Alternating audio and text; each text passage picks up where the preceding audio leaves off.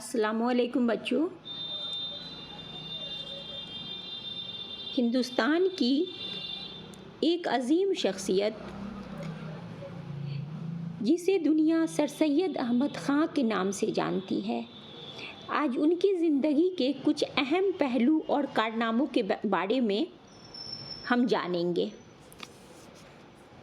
سر سید احمد خان، آپ کی پیدائش 1817 عیسوی میں ہوئی اور وفات 1898 عیسوی میں ہو گئی۔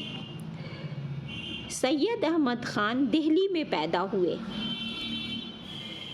سید احمد نے اپنے زمانے کے اہل کمال سے فیض حاصل کیا۔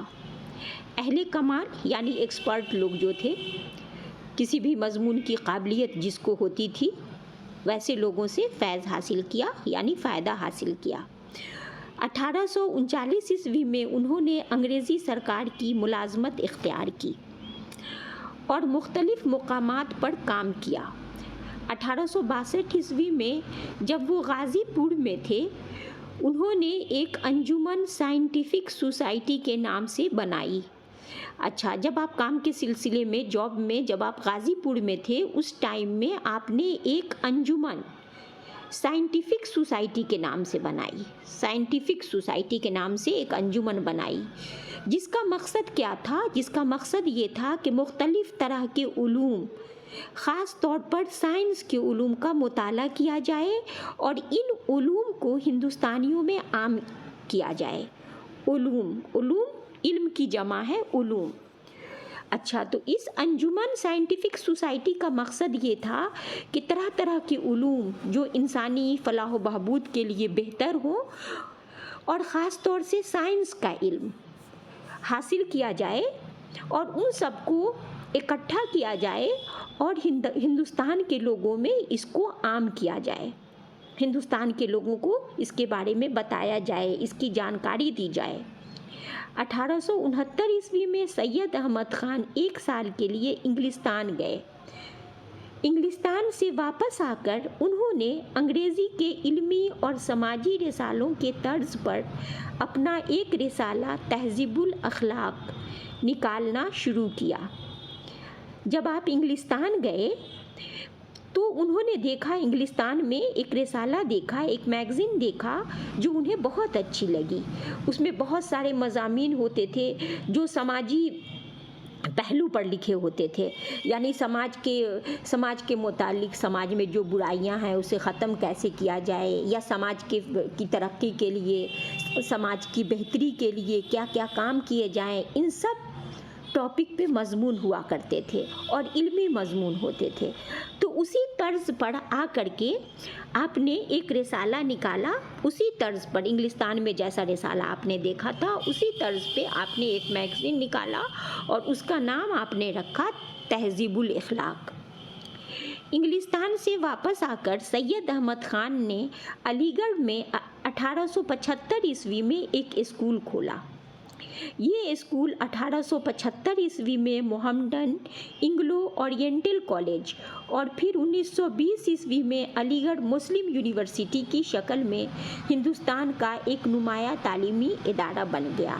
علی گڑھ مسلم یونیورسٹی جو ہے، معلوم یہ ہوا کہ علی گڑھ مسلم یونیورسٹی جو ابھی ہم لوگ جانتے ہیں، ہم سب لوگ جانتے ہیں، بہت مشہور علی گڑھ مسلم یونیورسٹی ہے، جس میں لوگ طرح طرح کے علم، میڈیکل، انجینئرنگ اور ہر طرح کے علوم وہاں جا کر کے لوگ حاصل کرتے ہیں، ایک بہت بڑی یونیورسٹی ہے۔ تو اس کو جو ہے سر سید احمد خان نے کھولا تھا اور وہ پہلے اسکول کی شکل میں تھا، بعد میں وہ یونیورسٹی کی شکل میں وہ یونیورسٹی کی شکل میں وہ بنا، دھیرے دھیرے ترقی کرتے کرتے۔ پہلے اس کا نام آپ نے رکھا تھا محمڈن انگلو اورینٹل کالج۔ 1878 عیسوی میں سید احمد خان کو سر کا خطاب ملا، اس لیے لوگ انہیں سر سید کے نام سے جانتے ہیں۔ سر سید آخر عمر تک قومی کام، کالج کی دیکھ بھال اور تصنیف و تالیف میں مشغول रहे। आपने जो कॉलेज खोला था ओरिएंटल कॉलेज, तो उसमें जो है वो लगे रहे, उसी के मतलब के तरक्की के लिए, उसको बढ़ाने के लिए आखिर उम्र तक लगे रहे और तसनीफ़ व तालीफ़ के काम में, लिखने लिखाने के काम में वो लगे रहे।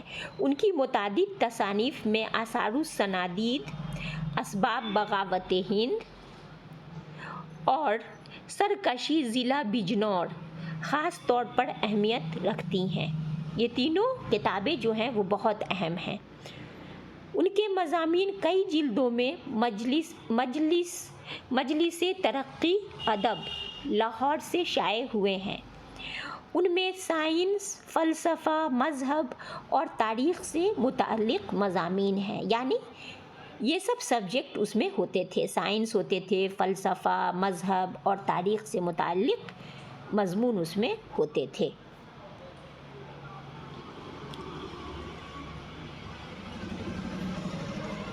जदीद उर्दू नसर की बुनियाद डालने के साथ साथ सर सैयद ने उर्दू में मुख्तसर मज़मून निगारी को भी फ़रोग़ दिया, यानी तरक्की दी। लंबी लंबी तहरीरों के बजाय चंद सफ़हात में काम की बात कहने का फ़न सर सैयद ने आम किया।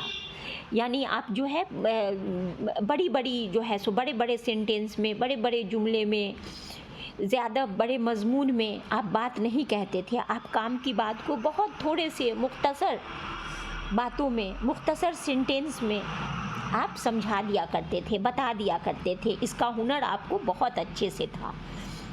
सर सैयद अपने ज़माने के मुफ़क्किर और मुस्लह थे, यानी इस्लाह करने वाले, अपने कौम की इस्लाह करने वाले, सही रास्ते पर लाने वाले थे। और उनकी नसर में वही वज़न और वक़ार है जो उनकी शख्सियत में था। तो ये सर सैयद के बारे में हमने, उनकी ज़िंदगी के बारे में हमने अभी कुछ अहम जानकारी हमें मिली इस किताब से। ठीक है बच्चों, अल्लाह हाफिज़।